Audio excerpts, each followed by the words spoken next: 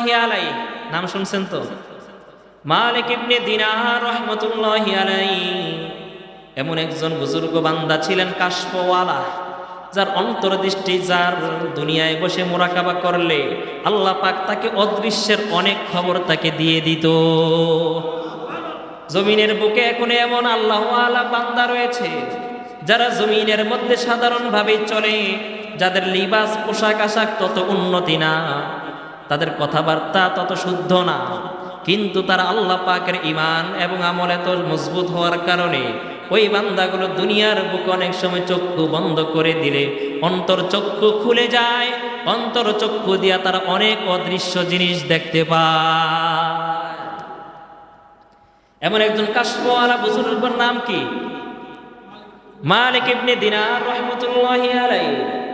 তিনি যাচ্ছিলেন, হঠাৎ করে দেখে পাশের এক গোরস্থানের মধ্যে কয়েকজন ব্যক্তি বসে আছে, বসে বসে লেখালেখি করতেছে। মালিক ইবনে দিনার বলতেছে, এই ভাই আপনারা কারা গোরস্থানে বসে বসে কি করেন? ওই ব্যক্তি কয়েকজন তারা বলতেছে, আমরা এখানে ভালো মানুষের এখানে আমরা লিস্ট করতেছি, জমিনের মধ্যে যারা ভালো মানুষ এদের লিস্ট করতেছে। মালিক ইবনে দিনার রহমতুল্লাহি আলাইহি বলতেছে, কি বলেন এগুলা? আপনারা ভালো মানুষের লিস্ট কেমনে করবেন? আপনারা কার? আপনাদের তো চিনি না। ওই ব্যক্তি দুজন বলতেছে, আমরা সাধারণ মানুষ না, আমরা আসমানের ফেরেশতা। আসলে এই ফেরেশতাগুলো আল্লাহর থেকে অনুমতি নিয়ে আসছে মালিকের সঙ্গে দেখা করার জন্য। সুবহানাল্লাহ বলেন। এরা আসছে কোন একটা অজুহাতে, বাহানায় দেখা করবে কার সঙ্গে? মালিক ইবনে দিনারের সঙ্গে। মালিক ইবনে দিনার বলতেছে, আপনারা ফেরেশতা ভালো মানুষের লিস্ট করতে আসছেন? হ্যাঁ। মালিক ইবনে দিনার বলতেছে, তাহলে দেখেন তো এই ভালো মানুষের লিস্টের মধ্যে আমার নামটা আসেনি। মালিক ইবনে দিনার এমন একজন ওলি ছিল যে দোয়া করতে দেরি, সঙ্গে সঙ্গে দিতে আল্লাহ দেরি করে না, সাথে সাথে নামায় ফেলে। এমন অনেক বুজুর্গ আছে, যেমন মালিক ইবনে দিনার। তিনি একদিন ট্রলারে করে, নৌকায় করে যাচ্ছিলেন, নৌকার মধ্যে উঠে নৌকা চলছে, নৌকা চলছে, তিনিও নৌকার উপরে বসে বসে মোরাকাবায় মালিকের প্রেম আস্বাদন করতেছে। মালিকের প্রেম দরিয়ায় হাবুডুবু খায়। মালিক ইবনে দিনার তিনি মোরাকাবার হালতে চলে যায়, চক্ষু বন্ধ করে তিনি এবার বিভিন্ন জিনিস চিন্তা করতেছে। যদি আমি পানি হইতাম তাইলে কেমন হইতো, যদি আমি পানির ভিতরে মাছ থাকতাম তাইলে কেমন হইতো। এইভাবে বিভিন্ন বিষয়গুলো সে চিন্তা ফিকির করতেছে। এমত অবস্থায় নৌকার মাঝি যখন সবার থেকে টাকা তুলতেছে, ভাড়া ভাড়া ভাড়া লাগে না, ভাড়া তুলতেছে। কিছু কিছু মাঝি দেখবেন ভালো, এরা অনেক সময় হুজুর দেখলে এদের থেকে ভাড়া নেয় না, কিন্তু ওই নৌকার মাঝিরা ছিল দুষ্ট।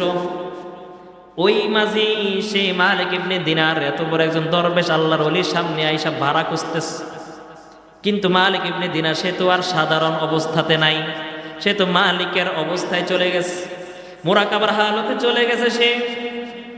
এবার মাঝি বারবার তার থেকে ভাড়া তলব করার কারণে মালিক ইবনে দিনার সে মোরাকাবার হালতে থেকেই পকেটে হাত দিচ্ছে, হাত দিয়েছে দিনার দেওয়ার জন্য।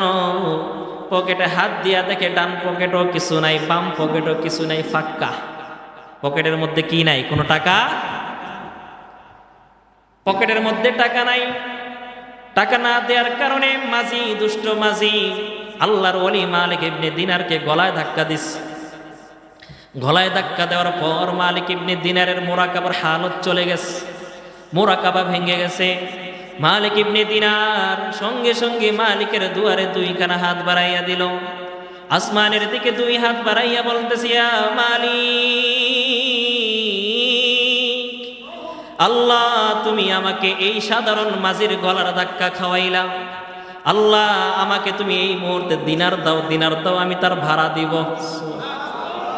দিনার দাও, দিনার দাও। ইতিহাস সাক্ষী মুসলমান, কারামাতুল আউলিয়া হাক্কুন লা নুসাদ্দিকুহু ওয়া লা নুকাজ্জিবুহু। আউলিয়া কেরাম, ওলি আল্লাহর, তারা যে কারামত দেখায় এই কারামতটা সত্য, এটাকে অবিশ্বাস করার কোনো সুযোগ নাই, বিশ্বাস না করলেও অস্বীকার করার কোনো কি নাই। কেউ যদি বিশ্বাস নাও করে কিন্তু অস্বীকার করা যাবে না। কারামাতুল আউলিয়া ও হাক্কুন লা নুসাদ্দিকুহু ওয়া লা নুকাজ্জিবুহু, এটাকে মিথ্যা বলা যাবে। সঙ্গে সঙ্গে মালিক ইবনে দিনার বলতেছে, আল্লাহ এই মুহূর্তে আমার দিনার দাও, এখন আমাকে টাকা দাও, আমি মাঝির ভাড়া দেব, আমার পকেটে টাকা নাই। ইতিহাস সাক্ষী মুসলমান, চলমান নৌকার চতুর্দিকে এক একটা মাছ, সমুদ্রের তলদেশ থেকে প্রতিটা মাছ এক একটা মাছ তাদের ঠোঁটের মধ্যে একটা একটা করে দিনার নিয়ে নৌকার চতুর্দিকে তারা ভেসে উঠেছে। মালিক ইবনে দিনার দেখলো নৌকার চতুর্দিকে মাছ, মাছের ঠোঁটের মধ্যে একটা করে দিনার। মালিক ইবনে দিনার একটা মাছের ঠোঁট থেকে একটা দিনার নিয়া ওই মাঝির ভাড়াটা দিয়ে দিল, আর সমস্ত মাছগুলোকে বলল, যাও তোমরা চলে যাও, প্রয়োজন নাই, চলে যাও। এটাই হলো আল্লাহর ওলি। আমরা হইলে কইতাম কি সবগুলো দে, একটা দিয়া বাকিটা রাইখা দিব ব্যাংকে, ঠিক কি ঠিক না? নগদ পাওয়ার মতো এমন ওলি ছিল মালিক ইবনে দিনার। এমন অনেক বুজুর্গ রয়েছে যারা চাইতে দেরি, আল্লাহ পাক দিতে দেরি করে না। সফওয়াতুস সফওয়া নামক একটা কিতাব রয়েছে, ওই কিতাবের মধ্যে এমন আরো একজন বুজুর্গের ঘটনা রয়েছে। ওই বুজুর্গ তিনি পায়ে হেঁটে তিনি আরাফার দিকে রওনা করছে মক্কায় বাইতুল্লাহর হজ করার জন্য। কিসে করে? পায়ে হেঁটে। আরো একজন লোক ঘোড়ার উপরে সাওয়ার করে যাচ্ছিলেন মরুভূমি দিয়া। ওই পায়ে হেঁটে যাওয়া ওই লোকটাকে দেখে ঘোড়ার উপরে থেকে সে বলতেছে, ভাই কই যান, কোথায় যাবেন? বলতেছে, আরবের দেশে যাচ্ছি। কেন যাচ্ছেন? বাইতুল্লাহর হজ করার জন্য। বলতেছে, আপনার বাহন কই? আমার বাহন নাই, আমি পায়ে হেঁটে যাচ্ছি। ঘোড়ার উপরে থেকে বসে ওই লোক বলতেছে, আপনি আমার ঘোড়ায় চড়েন। কয়, না না, তুমি তোমার কাজ করো, তুমি তোমার মতো যাও। ঘোড়ায় চড়ে ঘোড়ার লোক যাচ্ছে, পায়ে হেঁটে আল্লাহর ওলি বুজুর্গ সেও যাচ্ছে। কিছু দূর যাওয়ার পর মরুভূমি শেষ করে অন্য এক লোকালয়ে যখন গেল, লোকালয়ে যাওয়ার পর সেখানে গিয়ে দেখলো একটা পশুর হাট, গরু ছাগলের হাট। গরু ছাগলের হাট সে দেখতে পাইল। সে ওইখানে গিয়া সে যাত্রা বিরতি করলো। কিছুদিন পরে দেখা গেল একদিন দুই দিন যাত্রা বিরতি করত। একদিন দুই দিন পর ওই যে পায়ে হাঁটা ওই আল্লাহর ওলি সেও পৌঁছে গেছে। এবার ওই ঘোড়ায় থাকা লোকটা এবার ওই মুসাফির পায়ে হাঁটা লোকটার সঙ্গে দেখা, বলতেছে, হযরত আপনি যদি এখানে চলে আসছেন তাহলে একটু থাকেন, আমি আপনাকে একটা হাদিয়া দিতে চাই। এই বইলা সে পশুর হাটে গিয়ে একটা ঘোড়া কিনে নিয়ে আসছে। ঘোড়া কিনে আইনা ওই আল্লাহর ওলি বুজুর্গ বান্দারে সে দিতেছে। সে তো আর জানে না এই লোক যে সাধারণ লোক না, সে আল্লাহর লোক, সে তো জানে না। এবার বলতেছে, ভাই নেন, এই ওটটা নেন, আপনি এই ওটটা আপনি নেন, এই ঘোড়াটা আপনি নেন। এই ঘোড়ায় করে আপনি একবার আরামের সাথে সুন্দরভাবে এবার মক্কায় আপনি আমার সঙ্গে সফর করেন। আপনি এবার এই ঘোড়ার উপরে চলেন, আপনি হেঁটে হেঁটে যাবেন, কষ্ট কেন করবেন? আমার ঘোড়া আছে, আমার টাকা আছে, আমি আপনাকে একটা দিলাম, চলেন এবার দুজনে একসঙ্গে যাই। এই অবস্থা দেখে ওই বুজুর্গ যিনি পায়ে হেঁটে রওনা করছিল, ওই বুজুর্গ সঙ্গে সঙ্গে দুই হাত মালিকের দিকে বাড়াইয়া দেয়, দুই হাত আসমানের দিকে তুলে বলতেছে, আল্লাহ, ও আল্লাহ, এই লোক সে মায়া কইরা আমাকে সে তার একটা ঘোড়া হাদিয়া দিস, অথচ আমি কি এই লোকের বেশি আপন নাকি তোমার বেশি আপন? এর আপন নাকি তোমার বেশি আপন? এই লোক আমাকে চিনে না, জানে না, এরপরও মায়া করে সে আমাকে একটা ঘোড়া হাদিয়া দেয়, অথচ এই লোকের চাইতে তো তুমি আমার সবচেয়ে বড় আপন। সুতরাং তোমার থেকে কেন আমি ঘোড়া নেব? তোমার থেকে ঘোড়া নিতে চাই, তুমি এই মুহূর্তে আমাকে সম্পদ দাও। সঙ্গে সঙ্গে আল্লাহ পাক তার দুই হাত যখন তিনি মুষ্টি করে যখন খুলল, দুই হাতের মধ্যে অসংখ্য দিনার আর দিরহাম দিয়ে পূর্ণ হয়ে গেল। দিনার এবং দিরহাম ওই লোকটা এবার ওই যে ঘোড়াওয়ালা লোকেরকে দিয়ে দিল। বলল যে, ভাই নাও, এই যে নাও দিনার দিরহাম, আমার দরকার নাই, তুমি নিয়ে যাও, ঘোড়াও লাগবে না, দিনারও লাগবে না। তুমি কি মনে করছো টাকার অভাবে আমি হেঁটে যাই? না না, টাকার কোনো অভাব হয় না, বরং আমি তো আমলের অভাবে আমি পায়ে হেঁটে রওনা করেছি। পায়ে হেঁটে যাব, মালিকের বেশি নৈকট্য লাভ করব। এই জন্য কিছু কিছু বান্দা রয়েছে যাদের ঈমান এবং আমল মজবুত। এরা দুনিয়ার জমিনে যা চাইবে আল্লাহ পাক সঙ্গে সঙ্গে সেটা দিয়ে দেয়। এমন একজন বুজুর্গ আছে, নাম কি বলেছিলাম, মালিক ইবনে, মনে আছে? এবার মালিক ইবনে দিনার বলতেছে, ভাই দেখো তো তোমাদের লিস্টে, নেককারদের লিস্টে আমি মালিকের নামটা আসেনি। ওই যে দুইজন ফেরেশতা তারা পৃষ্ঠাগুলো উল্টায় পাল্টায় বলতেছে, না নাই, নেককারদের খাতায় আপনার নাম নাই। এই কথাটা শুই না মালিক ইবনে দিনার সাথে সাথে সে অজ্ঞান হয়ে পড়ে গেছে। হাই হাই, কি কয় মালিক ইবনে দিনার? সে চিন্তা করলো, হাই রে, নেককারদের লিস্টে আমি মালিকের নাম নাই। মালিক ইবনে দিনার সে ভয়ে অচেতন হয়ে গেছে, বেহুশ হয়ে জমিনে পড়ে গেছে। কিছুক্ষণ পর যখন হুশ ফিরছে, হুশ ফিরার পর মালিক ইবনে দিনার বলতেছে, বাইরে নেককারদের লিস্টে আমার নাম যদিও না থাকে, কিন্তু দেখো ভালো মতো একটু দেখো, নেককারদের লিস্টের চিপা চোপায় কোনো জায়গায় আমার নামটা পাওনি।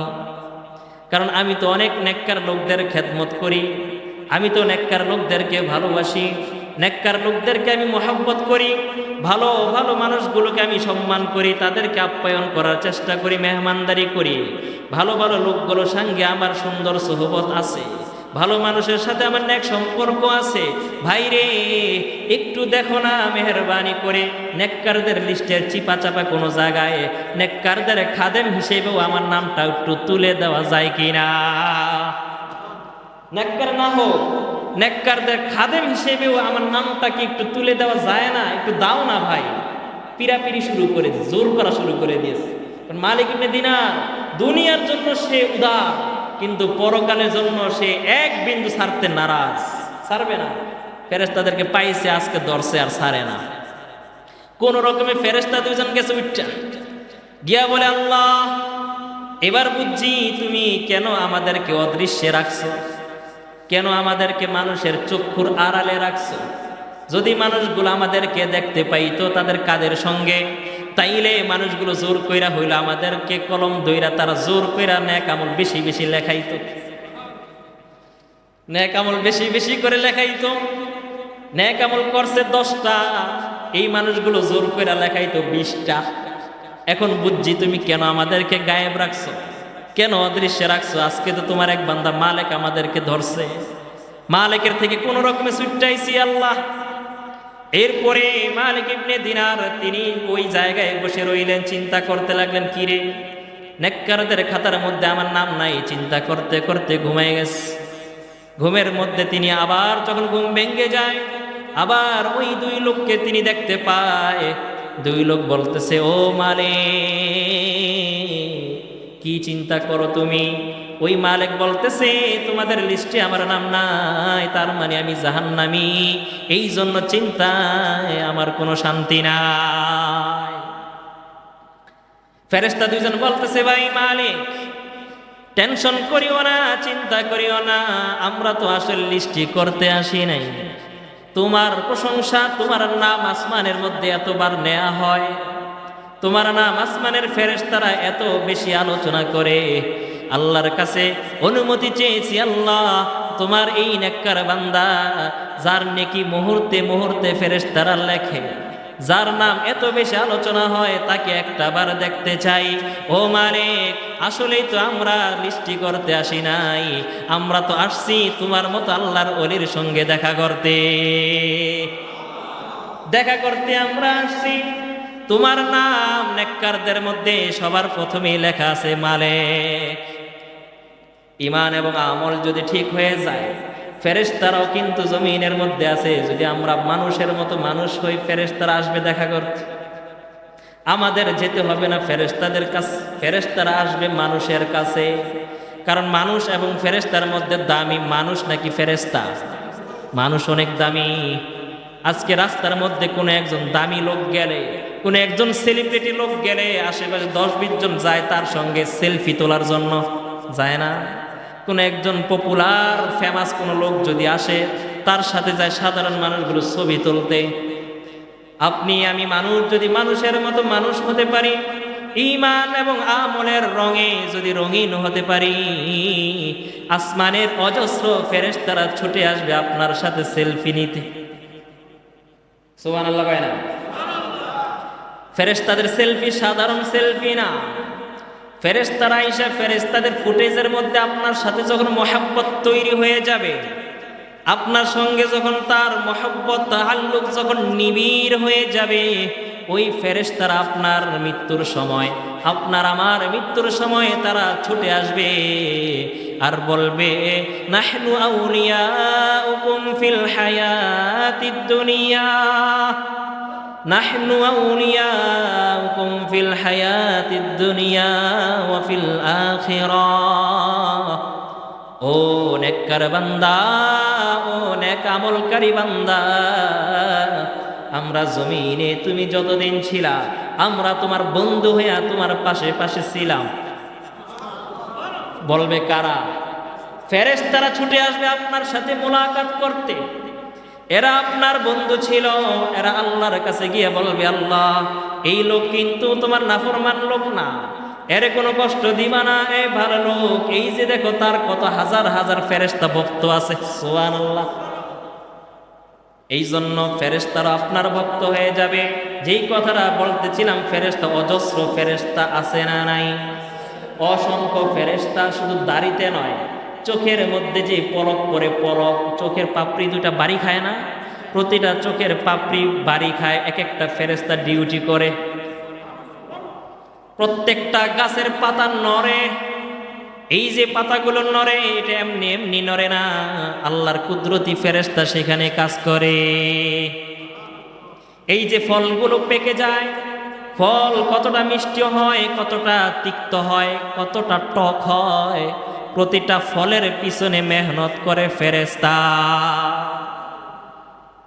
আসমানের যে বৃষ্টি বর্ষণ হয়, প্রতিটা ফোঁটায় ফোঁটায় মেঘমালাগুলো পরিচালনা করে সেও কিন্তু ফেরেশতা। প্রতিটা গাছে, পাতাতে পাতাতে, পরতে পরতে, স্তরে স্তরে, সেক্টরে সেক্টরে আল্লাহ পাক আপনার আমার এই নিরাপদের জন্য ফেরেশতা রেখে দিয়েছে। এই কারণেই তো ফেরেশতাদের সংখ্যা এত বেশি। এদের অস্তিত্ব যদি দেহ হইতো, যদি এদেরকে শরীর দিত, আল্লাহ জমিনে চলার মতো সুযোগ ছিল না।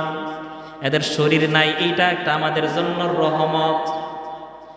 নবীজি মেরাজ থেকে ফিরে আইসা আমাদেরকে বৃত্তান্ত শুনিয়েছে। ফেরেশতাদের বৃত্তান্ত নবীজি সাহাবীদেরকে বলতে গিয়ে নবীজি বলেন, 7 আসমানের উপরে খানায় কাবার বরাবর একটা স্থান রয়েছে, একটা মসজিদ রয়েছে। 7 আসমানের উপরে ঠিক খানায় কাবার বরাবর একটা মসজিদ রয়েছে। মসজিদের নাম আমি দেখেছি বাইতুল মামুর। মসজিদের নাম কি? ওই বাইতুল মামুরে নবীজি বলেছেন, একসঙ্গে জামাতের সঙ্গে একসাথে এট আ টাইম 70,000 ফেরেশতা নামাজ পড়ে। কত ফেরেশতা? 70,000 ফেরেশতা একসাথে জামাতবদ্ধভাবে নামাজ পড়ার পর তারা বেরিয়ে যায়। আবার সাথে সাথে আরেক দল 70,000 ফেরেশতা ঢোকে। ওই 70,000 ফেরেশতা নামাজ পড়ে বেরিয়ে যায়, আবার 70,000 ফেরেশতা ঢোকে। এইভাবে কিয়ামত পর্যন্ত 70,000 করে ফেরেশতা ঢোকে ঢোকে নামাজ পড়ে বের হয়। যেই দল ফেরেশতা নামাজ পড়ে বের হয়েছে, কিয়ামতের আগে তারা ঢোকার মতো সিরিয়াল পাবে না। কি অসংখ্য পরিমাণ ফেরেশতা তৈরি করে রেখেছেন কে? এই ফেরেশতাদের উপরও যার ঈমান নাই, সে কি ঈমানদার? ঈমানদার নয়। এই কারণে মুসলমান বলতেছিলাম, ঈমান যদি আমাদের পরিপূর্ণ থাকে, পাশাপাশি যদি নেক আমলে সলেহ যদি আমাদের থাকে, আল্লাহ বলেছেন, কানাত লাহুম জান্নাতুল ফিরদাউসি নুজুলা। ও বান্দা, দুনিয়ার এই ঝামেলা, দুনিয়ার দুঃখ দুর্দশা, দুনিয়ার কষ্ট পেরেশানি, হতাশা, অস্থিরতা, ডিপ্রেশনগুলো, দুনিয়ার সমস্ত ঝামেলাগুলো নিরসন করে যখন তুমি পরকালের রাস্তায় যখন আসবা, ওই পরকালে তোমার জন্য আমি যে মেহমানদারি করব, সেই মেহমানদারির জন্য রেখেছি ফেরদাউস নামক জান্নাত। ওই ফেরদাউস জান্নাতে থাকেন কারা? নবীরা থাকে, আমাদের নবীও থাকবে। সাধারণ কোনো জান্নাত না, জান্নাতুল নাঈম না, জান্নাতুল মাওয়া না, অন্য কোনো সাধারণ জান্নাত নয়। আল্লাহ যেটা রেখেছেন সেটা হলো জান্নাতুল ফিরদাউস। এই জন্য ইমানের পাশাপাশি নেক আমল করবেন তো। আল্লাহ রাব্বুল আলামিন আমাদের সবাইকে একসাথে সবাইকে জান্নাতুল ফিরদাউসে থাক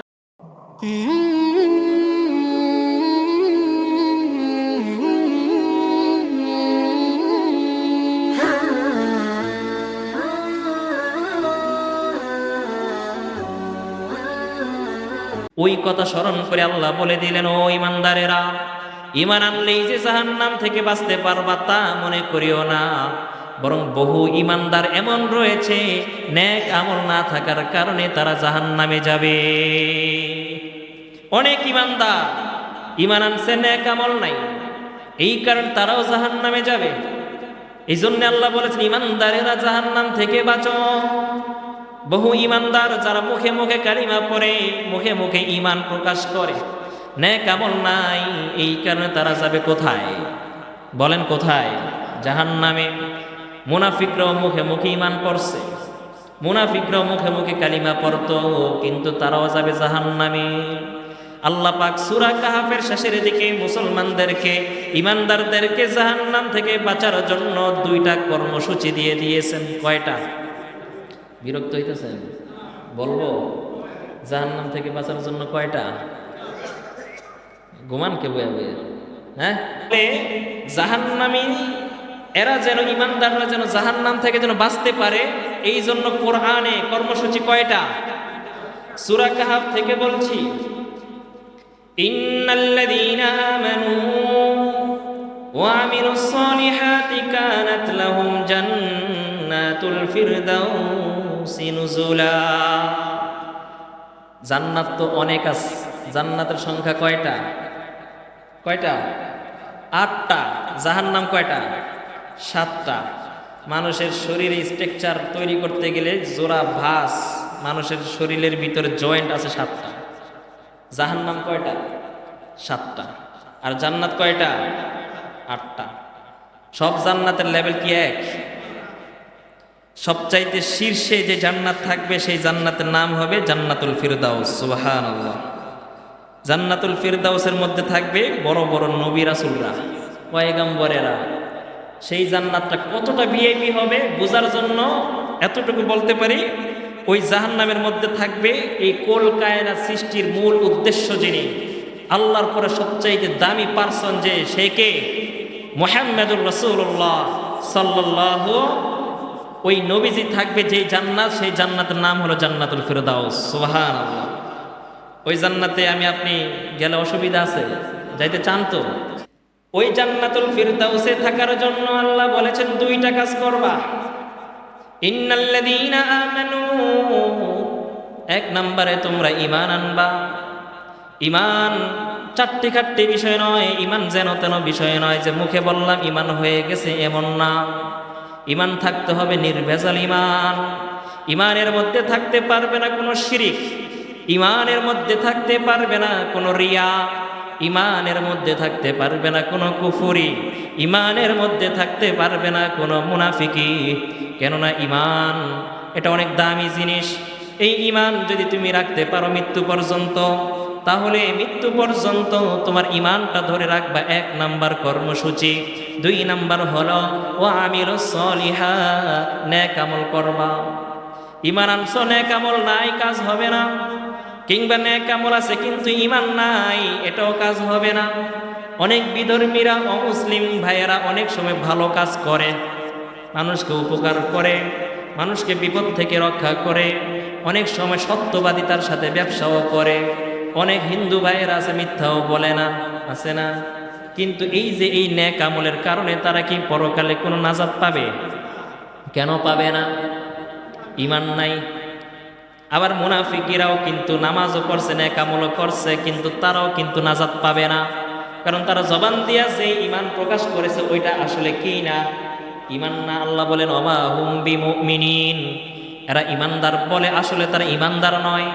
এই কারণে অনেক পাগড়ি, লম্বাওয়ালা পাগড়ি ছিল। আব্দুল্লাহ ইবনে উবাই ইবনে সুরুল, ওই দিন এক বর্ণনার মধ্যে পাইলাম, নবীজি যখন বয়ান করতেন, নবীজি যখন মসজিদে নববীতে যখন আলোচনা করতেন, তখন সবচাইতে বড় লম্বা গলা যেটা ছিল সেটা হলো আব্দুল্লাহ ইবনে উবাই ইবনে সুরুলের। সে এমন করে গলা উঁচু করে নবীজির দিকে চাতক পাখির মতো সবাইকে দেখা যায় যে আমি নবীজির বয়ান ভালোভাবে শুনতেছি। সবার চাইতে সবচেয়ে ভালো করে সে তার কানগুলো খাড়া করে নবীজির দিকে তাকাইয়া মাথা উঁচু করে সে বয়ান শুনত। সব সাহাবীদের থেকে তার মাথাটা উঁচায় থাকতো এই মুনাফিকের। কিন্তু তার এই নেক আমলও কিন্তু তাকে নাজাত দিতে পারবে না, কারণ তার ঈমান নাই। আবার অনেক মানুষের ঈমান আছে কিন্তু নেক আমল নাই, জন্মসূত্রে ঈমানদার, ঈমানদারের ঘরে জন্ম, বাপ ঈমানদার, দাদা ঈমানদার, পরদাদা ঈমানদার, এই কারণে সে জন্মসূত্রে, সে ওয়ারিশ সূত্রে ঈমানদার, কিন্তু নামাজ নাই, বেনামাজি, সেও কিন্তু কিয়ামতের দিনে পার পাবে না। এই জন্য আল্লাহ বলেছেন দুইটা জিনিস ঠিক রাখতে হবে। দুইটা জিনিস যদি তোমাদের মধ্যে থাকে তাহলেই তোমরা ওই কঠিন জাহান্নামের আগুন থেকে তোমরা বাঁচতে পারবা। ঈমান কিন্তু একটা বিষয়ের মধ্যে সীমাবদ্ধ না মুসলমান, ঈমানের অনেক শাখা প্রশাখা রয়েছে। হাদিসের মধ্যে আসছে আল ঈমানু বিজউ ওয়া সাবউনা শুবাতান, ঈমানের 70-এর উপরে অধিক শাখা প্রশাখা আছে। ঈমানের 70-এর অধিক শাখা প্রশাখা আছে। আদনাহু ইমাতাতুল আযা আনিত তরিক, 70-এর উপরে, 70-এরও বেশি ঈমানের শাখা প্রশাখা আছে। তন্মধ্যে সর্বনিম্ন শাখা প্রশাখা, সবচেয়ে নিম্ন শ্রেণীর যে ঈমানের যে একটা ইশারা, ঈমানের যে আলামত, সেটা হলো ইমাতাতুল আযা আনিত তরিক, অর্থাৎ মানুষের চলাচলের রাস্তা থেকে কষ্টদায়ক বস্তু দূর করে দেওয়া। এটা ঈমানের সর্বনিম্ন একটা হালত। যার মধ্যে এটাও নাই তার মধ্যে ঈমানই নাই। অনেক মানুষ আছে দেখবেন রাস্তা বন্ধ করে দেয়। আমি এমনও মানুষদেরকে দেখেছি যার রাস্তার বাড়ির সামনে রাস্তা, মানুষজন এদিক দিয়ে যাতায়াত না করে, এই কারণে রাস্তার মধ্যে সে গোবর এনে রেখে দিত, আমি নিজে দেখেছি। আবার এটাও দেখেছি তার বাড়ির পাশে এক বাগানের মধ্যে মানুষগুলো বসে বসে বসে মানুষগুলো একটু বাতাস নেয়, বসে বসে একটু গরমের সিজনে, গরমের সময় বসে বসে একটু আরাম নেয়, বিশ্রাম নেয়। এটা সহ্য হয় না, ওই জায়গার মধ্যেও সে কাটা বিছাইয়া দিয়েছে, এমন আমি দেখেছি। অথচ নবীজি বলেছেন ঈমানের 70-এর উপরে শাখা আছে। সবচাইতে উত্তম, সবচাইতে দামি শাখার নাম হলো আল কওলু লা ইলাহা ইল্লাল্লাহ। লা ইলাহা ইল্লাল্লাহ পড়া, এটা হলো ঈমানের শুরু। আর শেষ হলো রাস্তা থেকে কষ্টদায়ক বস্তু সরাইয়া দেওয়া। আপনি হেঁটে যাচ্ছেন, একটা কাঁটা পড়ে আছে কিংবা একটা কাচের টুকরা পড়ে আছে, এটা আপনি সরাইয়া দিলেন। অথবা একটা ইট পড়ে আছে, কঙ্কর পড়ে আছে কিংবা পাথর পড়ে আছে, আপনি সরাইয়া দিলেন। এটা একটা ঈমানের পরিচয়, ঈমানের আলামত। কিন্তু আমরা আজকাল সেটা করি না, উল্টা রাস্তার মধ্যে আরো কলা খাইয়া, কলার চিকলা ফালাইয়াছে, ওই কলার চোখলায় পা দিয়ে মানুষগুলো পরে কষ্ট পায়। এগুলো ঈমানদারের পরিচয় নয়। ইমামে বাইহাকি রহমতুল্লাহি আলাইহি ঈমানের শাখার উপরে আলাদা একটা কিতাব লেখছে, শুআবুল ঈমান, ইমাম বাইহাকির লেখা হাদিসের কিতাব। ঈমানের শাখা প্রশাখা নিয়ে আলাদা একটা কিতাবই লেখছে, বড় একটা কিতাব, শুআবুল ঈমান। এই জন্য বাচ্চাদেরকে ঈমান শিক্ষা দিতে হবে। ছোটবেলায় ঈমানি মুফাসসাল বাচ্চাদেরকে শিক্ষা দিতে হবে। শুধুমাত্র আল্লাহকে মানলাম, কোরআন মানলাম না, কিংবা কোরআন মানলাম হাদিস মানলাম না, কিংবা হাদিস মানলাম রসুলদেরকে মানলাম না, রসুল মানলাম ফেরেশতাদেরকে মানলাম না, কিংবা ভালো মন্দ তাকদির মানলাম না, কিংবা পরকালে যে উঠতে হবে সেটা মানলাম না। যেই কোনো একটা বিষয়ের প্রতি যদি সামান্য সন্দেহ থাকে তাহলে ঈমান কিন্তু পরিপূর্ণ হবে না। আমানতু বিল্লাহ ওয়া মালাইকাতিহি ওয়া কুতুবিহি ওয়া রুসুলিহি, তারপরে কি ওয়াল ইয়াউমিল ওয়া মালাইকাতিহি ওয়া কুতুবিহি ওয়া রুসুলিহি ওয়াল ইয়াউমিল আখিরি ওয়াল কদরি খাইরিহি ওয়া শাররিহি মিনাল্লাহি তাআলা ওয়াল বা'সি বা'দাল মাউত। আল্লাহর উপর ঈমান আনতে হবে, ফেরেশতাদের উপর ঈমান আনতে হবে, রসুলদের উপর ঈমান আনতে হবে, এরপরে ভালো মন্দ তাকদীরের উপর ঈমান আনতে হবে, মৃত্যুর পর পুনরায় আমাদেরকে উঠাইতে হবে সেটার উপর ঈমান আনতে হবে। আসমানি কিতাব সবগুলো আল্লাহ পাকের পক্ষ থেকে আসছে, সেগুলোকে বিশ্বাস করতে হবে। আরো বিভিন্ন প্রশাখা রয়েছে, ফেরেশতাদেরকে, তাদের অস্তিত্ব, তাদের সংখ্যা যে বহু রয়েছে, এটাও মানতে হবে। বাংলার জমিনে মুসলমান নামধারী অনেকগুলো কুলাঙ্গার রয়েছে, যারা প্রশাসনের অনেক বড় বড় চেয়ারগুলোতে বসে বসে মিডিয়ার মধ্যে মুসলমানদেরকে বিভ্রান্ত করে। এরা এই সমস্ত নাস্তিক কুলাঙ্গারগুলো বিভিন্ন সময়ে তারা মিডিয়ার মধ্যে আইসা মুসলমানদের ধর্মীয় আকীদা নিয়া, মুসলমানদের ধর্মীয় বিশ্বাস, ধর্মীয় অনুভূতির ভিতরে তারা আঘাত করে। আমি শুনেছি এমন নাস্তিক রয়েছে, নাম হচ্ছে মুসলমানের নাম, সে বলে মুসলমানদের দাড়িতে নাকি 70,000 ফেরেশতা। এত ফেরেশতা কোথায় থাকে? নাউজুবিল্লাহ বলবেন না? অর্থাৎ ফেরেশতা নিয়েও তার সন্দেহ। অথচ ফেরেশতা আছে না নাই? ফেরেশতারা কিন্তু আমাদেরকে দেখলো, আমরা কিন্তু ফেরেশতা দেখতে পাই না। কিন্তু জমিনের বুকে যদি ঈমান এবং আমল যদি সাচ্চা হয়, ঈমান এবং আমল যদি মজবুত হয়, ফেরেশতারা পর্যন্ত মানুষের আকৃতিতে ঈমানদারদের সাক্ষাৎ করতে দুনিয়ায় চলে আসে। ফেরেশতারা ঈমানদারের ঈমান এবং আমল যখন মজবুত হয়, সাচ্চা ঈমান পাক্কা আমল যখন হয়ে যায়, তখন ফেরেশতারা পর্যন্ত আল্লাহর থেকে অনুমতি নিয়া মানুষের আকৃতিতে ওই দুনিয়াতে চলে আসে ঈমানদারের সাথে সাক্ষাৎ করার জন্য। যেমন পয়গম্বর ইব্রাহিমের কাছে আসছে, পয়গম্বর ইব্রাহিমের কাছে যখন ফেরেশতা আসছে মানবের আকৃতিতে, পয়গম্বর ইব্রাহিম তো বুঝে নাই, তিনি মেহমান মনে করে খাওয়াই দিচ্ছে। যখনই তাদেরকে খাবার দেয়, ফেরেশতারা খাবার খায় না। ইব্রাহিম নবী বলে, কি ব্যাপার, খাচ্ছেন না কেন? ফেরেশতারা বলে, আমরা তো আসলে মানুষ না, আপনি আল্লাহর খলিল, এই জন্য আল্লাহর থেকে পারমিশন নিয়ে আপনার সাথে আসছি সাক্ষাৎ করার জন্য। এরপর ওই ফেরেশতারা তারা উঠে চলে যাবে। ইব্রাহিম নবীকে বলতেছে, এই মুহূর্তে এখন আমরা যাব কোথায়? আপনার ভাতিজা লূতের কাছে যাব। লূত, লূত কে ছিল? ইব্রাহিম নবীর ভাতিজা। লূত নবীর বাবার নাম কি? হারান। বলেছিলাম না কুরবানির আগে যে মুসা নবীর ভাইয়ের নাম হারুন, লূত আলাইহিস সালামের বাবার নাম হারান, বলেছিলাম তো। এই হারান এবং ইব্রাহিম নবী তারা ভাই, আর হারানের পুত্র লূত। তাহলে ইব্রাহিম নবীর আর লূত আলাইহিস সালামের মাঝে সম্পর্ক কি? চাচা ভাতিজা। ক্বালা ইন্না ফিহা লূতা। ফেরেশতারা যখন চলে যাবে, আল্লাহ পাক সূরা আনকাবুতের মধ্যে সুন্দরভাবে দিয়েছেন, ওয়ালাম্মা জাআত রুসুলুনা ইব্রাহিম বিল বুশরা। ফেরেশতারা সুসংবাদ নিয়ে ইব্রাহিম নবীর কাছে আসছে। এরপরে যেগুলো হচ্ছে এগুলো আর কোরআনে নেই, এগুলো হাদিসে অন্য তাফসীরের ভিতরে আছে। কোরআনের মধ্যে মূল মূল কথাগুলো শুধু আছে। ক্বালু ইন্না মুহলিকু আহলি হাযিহিল ক্বরিয়াহ। ইব্রাহিম নবীকে ফেরেশতারা বলতেছে, আমরা আসলে আসছি ওই এলাকাটাকে ধ্বংস করার জন্য। এরপর ইব্রাহিম নবী বললেন, ক্বালা ইন্না ফিহা লূতা। ওই এলাকা ধ্বংস করবেন, ওই এলাকায় তো আমার ভাতিজা নেককার, সে ভালো মানুষ, সে লূত, সে তো এই এলাকায় আছে। ওই এলাকা ধ্বংস করবেন, ওখানে তো লূত আছে, আমার ভাতিজা নেককার, তা আপনি তার সহ কেন ওই এলাকা ধ্বংস কেন করবেন? ক্বালু নাহনু আ'লামু বিমান ফিহা। ফেরেশতারা বললেন, আমরা ভালোভাবেই জানি ওই এলাকায় কে আছে কে নাই, কে নেককার কে বদকার, এটা আমরা ভালোভাবেই জানি, আপনার টেনশন করতে হবে না। লানুনাজ্জিয়ান্নাহু ওয়া আহলাহু ইল্লা ইমরাআতা।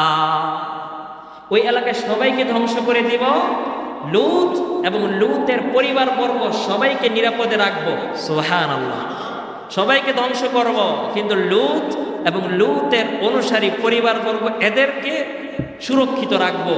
ইল্লাম রাআতা, তবে হ্যাঁ, লূত নবীর পরিবারদের সবাইকে রক্ষা করব, কিন্তু তার স্ত্রীকে রক্ষা করব না। নবীর স্ত্রী হওয়ার পরেও সে রক্ষা পায় নাই, নবীর স্ত্রী, এরপরও রক্ষা পায় নাই। আর আজকে আমরা সামান্য একটু নামাজ পড়লে টুপি লাগালে মনে করি, ও হ্যাঁ তামগো 10 জনের লিয়ে যাবো জান্নাতে। হ্যাঁ, আছে না এরকম? কেউ কাউকে জান্নাতে নিতে পারবে না। কানাত মিনাল গাবিরিন। এরপরে যেটা বলতেছিলাম, পয়গম্বরের সঙ্গে ইব্রাহিমের সঙ্গে লূত নবীর সঙ্গেও ফেরেশতারা আসছে মানবের আকৃতিতে সাক্ষাৎ করার জন্য। ফেরেশতারা অনেক সময় বিভিন্ন সময়ে বিভিন্ন নেককার বান্দাদের সাথে এসে মুসাফা করে, মানুষ জানে না, বোঝে না, কিন্তু ফেরেশতা সব জায়গায় বিরাজমান, ফেরেশতাদেরকে দেখা যায় না সাধারণত।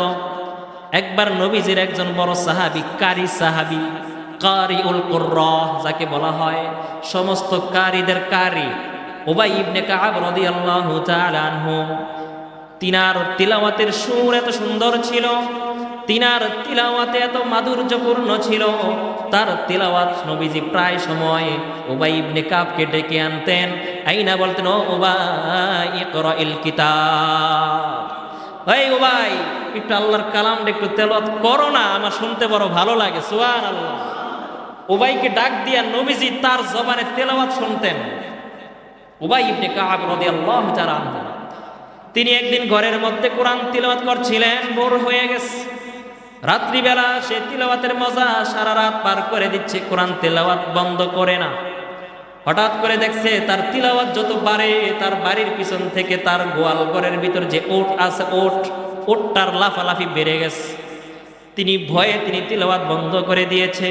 ফজরের পরে নবীজির কাছে গিয়া বলে, ইয়া রাসূলুল্লাহ, আমি তিলাওয়াত করি, আমার তিলাওয়াতের আওয়াজ যত বাড়ে, আমার ঘরের পিছে গোয়াল ঘরে যে ওট থাকে, ওটটার আওয়াজ তত বেশি বেড়ে যায়, লাফালাফি শুরু করে, কারণ কি? নবীজি মুস্কি হাসি দিয়া বলে, ও ভাই, তুমি যদি তোমার তিলাওয়াত বন্ধ না করতা, তাহলে সকালবেলা ফেরেশতাদের কারণে মদিনার কেউ হাঁটতে পারতো না। তোমার তেলাওয়াতের কারণে ফেরেশতার অজস্র দাঁড়ায়,